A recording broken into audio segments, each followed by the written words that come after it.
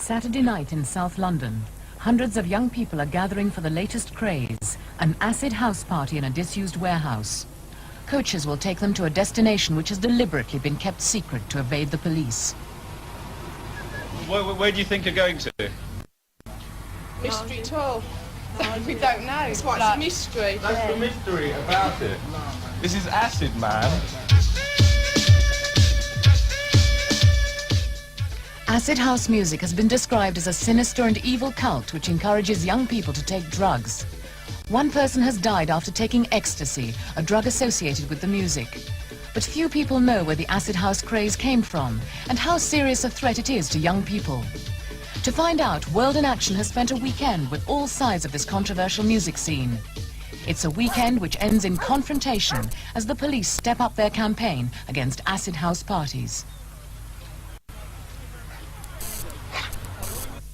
But when it first started, it was really different. The music was like nothing else really that had been around.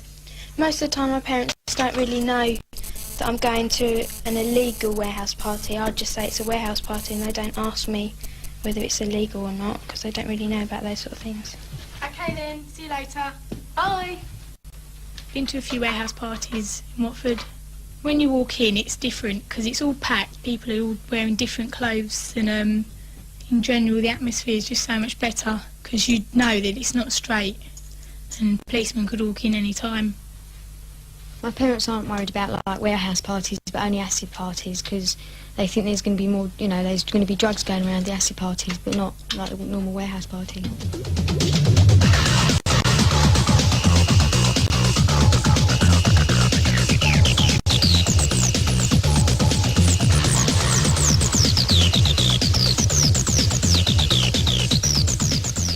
I like acid because it's all freaky, you can move around a lot to it. Clothes are all loose, it's just generally a laugh. You can dance in clothes that are related with acid because you can just wear jeans and trainers and all that sort of thing. They're not stupid like things like tight skirts and high heels.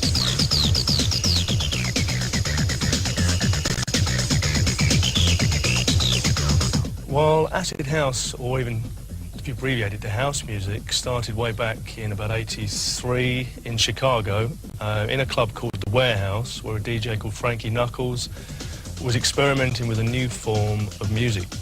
People called it house music because it was originally played and created at The Warehouse.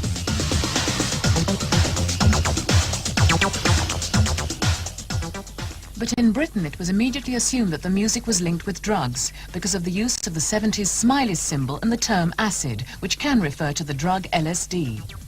Acid house, as we know it now, is a slang term from Chicago, which actually means sampling. The Chicago producers and artists used to call it acid burning when somebody had taken a line or sampled a piece of somebody else's record and used it on their own production. That's where the term acid house came from.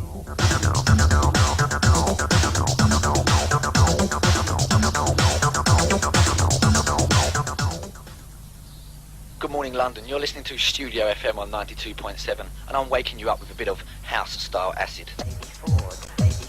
We've been hearing a lot lately in the press about how bad acid music is. We know different. We know it came from Chicago about 2.5 years ago. We know the music is good and that we all enjoy it. London is pumping at the moment to the sound of acid beats. Also in Manchester, the beat is sounding hard as well. The music is firing, and this goes out to the newspapers and the media. Acid isn't all bad. Sometimes you wear smiley t-shirts and that, like we went up Camden, we saw them all and we thought, yeah, but then everybody started wearing them, so we didn't bother wearing them then. So acid badges and that. The pop music scene has always been linked with drug abuse, and concern increased when some acid house fashions appeared to encourage young people to experiment with drugs, particularly one known as ecstasy. Hugh Dufficy advises the Health Education Authority about drug abuse. He's been gathering information on ecstasy from officially backed drug advice centres. It's not as dangerous as other drugs that create physical dependency. Its dangers are primarily to do with the psychological and physical effects. Ecstasy is a non-addictive stimulant which was first developed in 1914 and has been used to help patients with psychological problems. But there are fears that it can cause brain damage. 3 years ago it was made illegal when people started abusing it. With sustained use, it can cause exhaustion. It can cause people to become anxious, and in a combination, the anxiety coupled with contact with emotions and feelings that ordinarily they haven't been in contact with can create depression. In early November, a young woman died after taking 2 tablets of ecstasy. It was the first death of its kind. The tragedy made Acid House Party's front-page news. The coverage gave ecstasy a similar profile as drugs like heroin and cocaine, which are responsible for hundreds of deaths each year. It is a serious drug of abuse. The actual misuse of it in this country, I must concede, there's certainly an increase this year, but it's certainly nowhere near the epidemic that has been portrayed. The media has tended to suggest that every acid house party has drugs. I mean, that's arrant nonsense, I would suggest.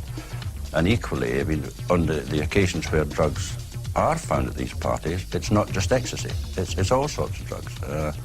Any place where youngsters congregate, whether it be the local pub, I mean, you may well be able to get drugs there as well.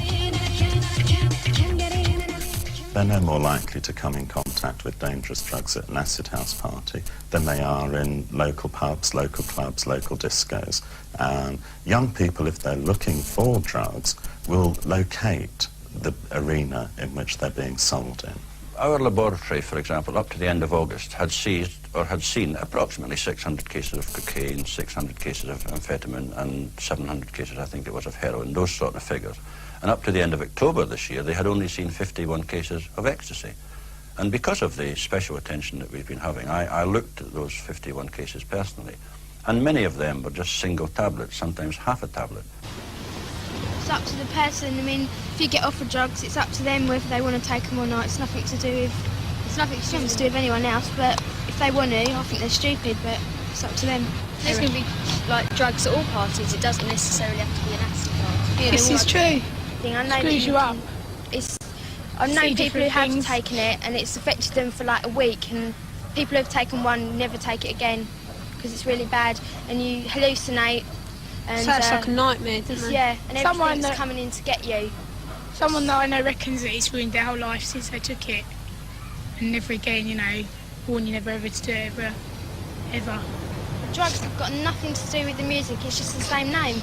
There's been drugs sort of all through every trend, like the mods used to take loads of drugs, pills and everything, just to pop them all the time, and most of our parents were like mods or rockers or whatever, and they used to drink and take drugs and everything, but now their parents, they're saying that we're not allowed to go to parties and that because of acid, because of the bad press.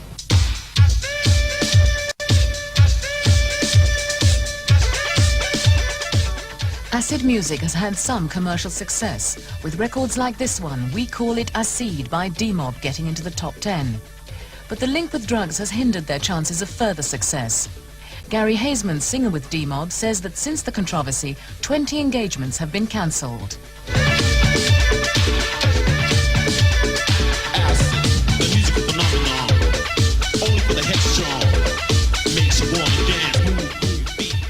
Their video was shown twice on Top of the Pops and was then banned. The producer banned all records with the word acid in the title or lyrics. The lyrics actually say, you know, if you thought it was a drug, now you know you're wrong. You know, when we were making the record, we done this because we kind of saw the drug overtones which were about to happen, you know, in a sense. I've never taken drugs.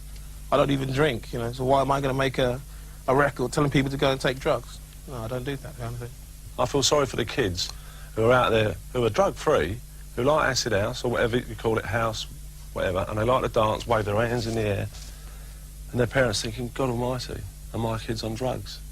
And that is only from a certain newspaper. What would you say to reassure parents who are worried about letting their kids go out at night now? Well, if you've brought your children up properly, and you love your children, and you know your children, you'll know if they take drugs or not. You don't need acid house to make them take drugs. The ban on Top of the Pops gave the impression that the BBC had banned acid house music completely, making it even more unacceptable to parents. I can categorically say that the BBC has not banned acid house music, and in particular Radio 1 certainly hasn't banned acid house music. What has happened is that the Top of the Pops, the BBC's premier pop show, has decided not to play tracks that have references to the word acid. We, on the other hand, decided to carry on playing acid house music because we've been aware of this for some 14 months. It's almost a bit of a storm in a teacup, really, after quite such a time. And we understand what the true meaning behind acid house music and the term acid is in this particular genre of music. Is it once more a cynical exploitation of youth culture by the media, merely to generate headlines to sell newspapers? Some newspapers have called acid house music a sinister and evil cult which lures young people into drug taking. The message is certainly getting across. What do you know about acid house music? There's meant to be a drugs-related craze. It seems to be the most worrying thing. And where did you find that out? That was in the paper. Do you think it's anything to do with a certain religion, do you think? No, is it anything is it? like that? No, it's more to do with a kind of a drug, isn't it? It's a drug. Yeah, well, those that take it ought to be ashamed of themselves. I presume they do frenzied dancing, that kind of thing. Probably out of control, not behaving like normally they would, because they're under the effects of the drug.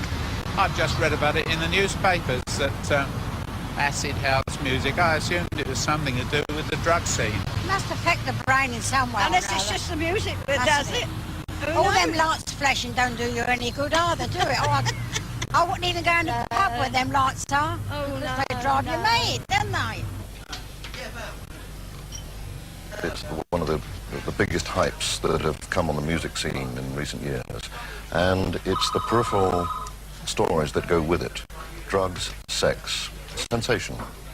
Ted Hines is the Sunday People's acid house correspondent. He's one of many popular newspaper journalists who find it an irresistible story. You're now dealing with parties, 2 or 3 every weekend in both London, Birmingham, Manchester. 2,000-3,000 kids at a time. There's a great potential there, a lot of money involved, and I think money is the key to a lot of the people who feed off acid house, the people who organise acid house parties, and the drug barons, pushers, peddlers, who flock in its wake. Unfortunately, the popular press has moved into the sensationalism of the drug and the scene that it's associated with, and extended the coverage. And in extending the coverage, it's actually advertising. I mean, Saatchi & Saatchi couldn't have done a better job, in essence. And it's the classic problem. Young people being told by adults that they shouldn't do something are more likely to go and do it than not do it. And I think that's the dilemma the popular press has to confront for itself. The hype is not from us. The hype is there in the acid house music itself. It will come and go. As I said, next year there could be something else. We are only reacting, not acting on the stories. It was this story that started the present outcry over acid house music. It appeared in The Sun, one of the most enthusiastic opponents of the craze. It was ironic 2 months later to find The Sun still warning readers about drugs, but exploiting the success of the music by selling acid house T-shirts. We were approached by The Sun to design a T-shirt for the Bizarre column. They asked us to add smileys to the design. They gave a full page in The Sun, and this is the promotion here, with the headline, "It's groovy, cool, it's our acid house T-shirt." So they promoted it as acid house. We were totally surprised. We didn't expect them to promote it as acid. And then what happened? They cancelled the order a couple of days after the promotion. The order was cancelled. I think it's hypocritical. I really do.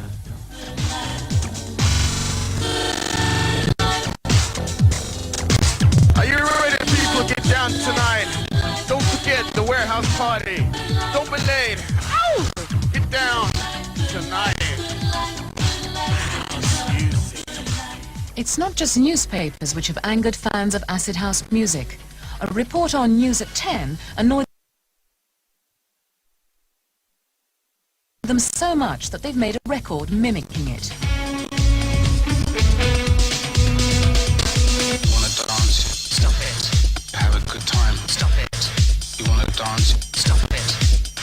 psychedelic 60s. Have a good time. Stop it. You wanna dance? Stop it. Have a good time. Stop it. The psychedelic 60s.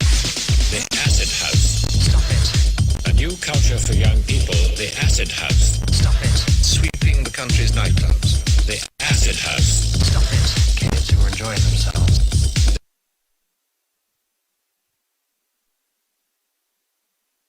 The acid house. So far, 3 newspapers have named 3 different people as the Mr. Big of Acid House. One of them, Tony Colston Hayter, has been involved in the organisation of 6 warehouse parties. He's so unhappy at the way the media has reported acid house music that he's producing a video which he believes will set the record straight. Well, the first time I walked into a really properly happening warehouse party, it just totally blew my mind. I couldn't believe that this quantity of people could all be dancing together and nobody looking over their shoulder at someone else or thinking, what does he think, or nobody getting drunk and brawling and whatever. The actual tabloid press have really come up with some outrageous fantasies in their stories that just really don't happen. I mean, sex romps, wild drug-taking parties, it's just all laughable. I mean, everyone knows who was at that party. All the police officers who came and looked at my party, the 2,000 people that were there, all know that this is total lies.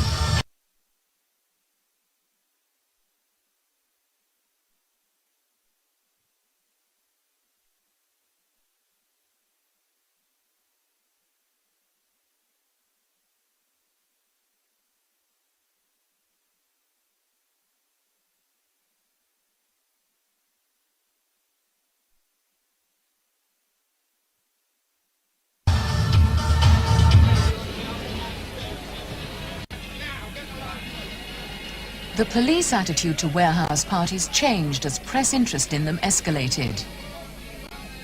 4 weeks ago, Colston Hayter's party in Greenwich attracted 3,000 young people.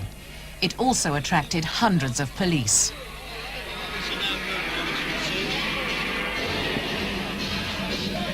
And I think they're quite serious about what they're doing. You can't do that. You can't do that. You can't be serious. How can you do that? Well, we're all enjoying ourselves. Yeah, we can see that.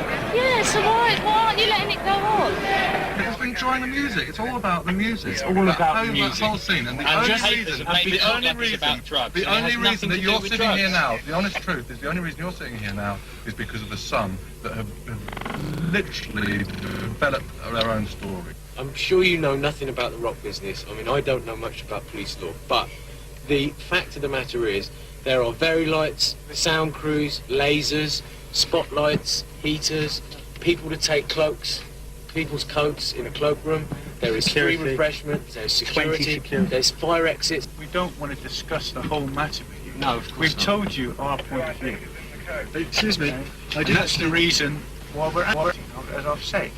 And one would hope, as reasonable people, as we are trying to be reasonable with you. We are as well. And that's exactly what we're just... I mean, okay, together we can come to a resolution. That's why we're waiting for this phone to ring. We've given a little bit on our part. Yeah, exactly. We so really that you have a appreciate that. chance Right.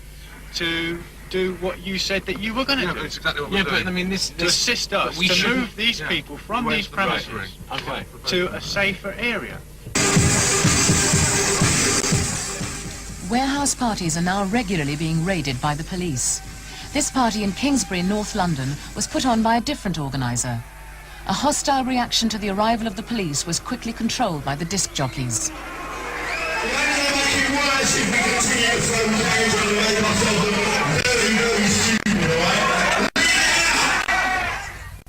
Tonight's biggest acid house party is to be at a disused warehouse in West London.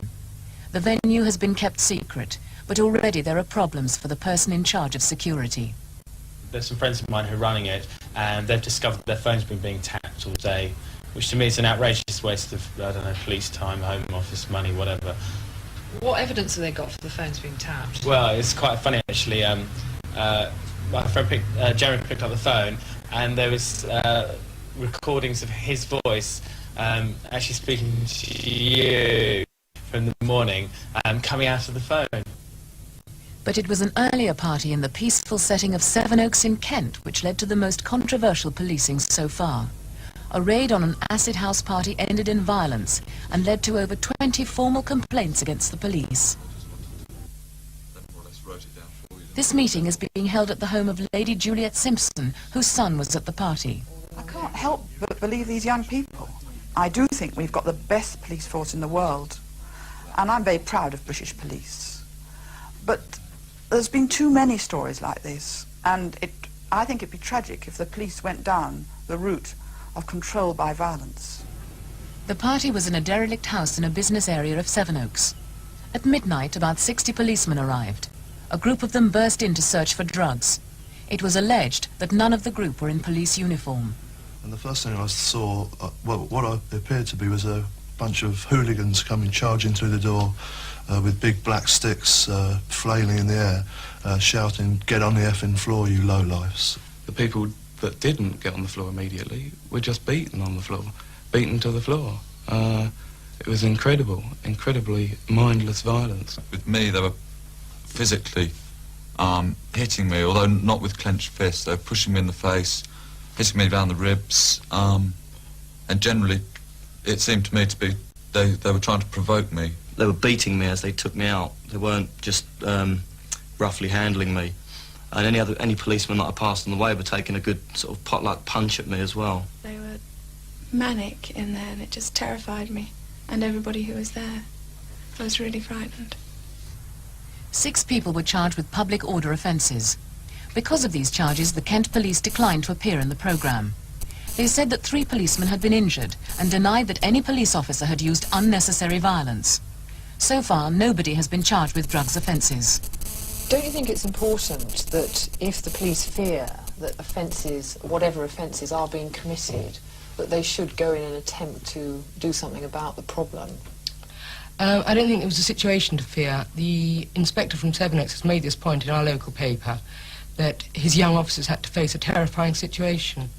Well, my response to that would be, there's nothing terrifying about going in somewhere and seeing people dancing and girls sipping wine. The police knew there was going to be a party, and they could have stopped it getting going by patrolling the grounds in the early evening, so the music wouldn't have been set up, then there wouldn't have been a party.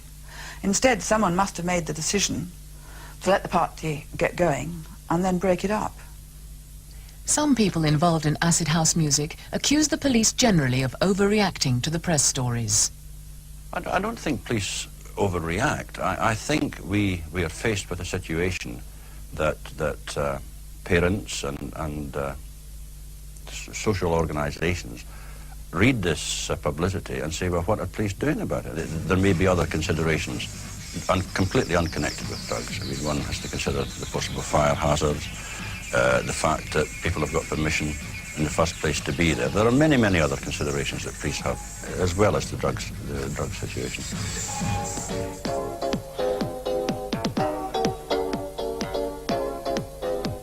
As another Saturday night falls upon us, in addition to the warehouses I've already mentioned, West Side people, yeah? Meet at Catford Station. An essential, get there early. As we all know, the police are going to break it dead early. We've got 20 buses going from all over London. People have actually hired their buses to come here, right, to the Do. They'll come here and then the buses will go to the Do, because it's very steep, as you can understand. But the thing is, once we're in there, the police can't stop it, right, because there's too many of us. And people are enjoying themselves. How many people do you think will end up there? Tonight about 4,000. They're coming from Brighton, they're coming from Manchester, they're coming from Luton, Portsmouth, all over the place.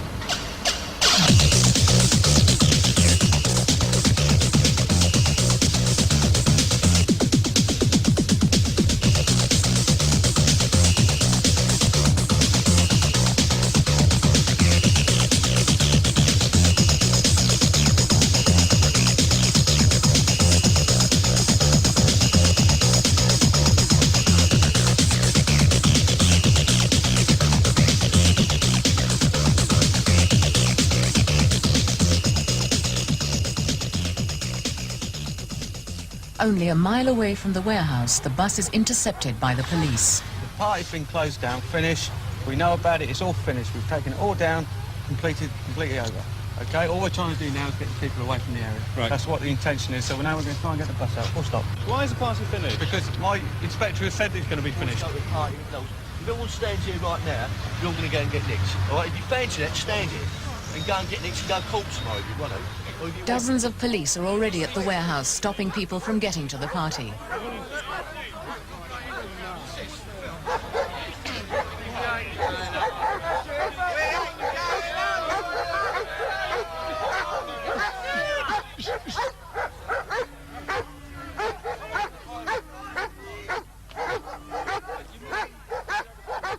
Well, I think, you know,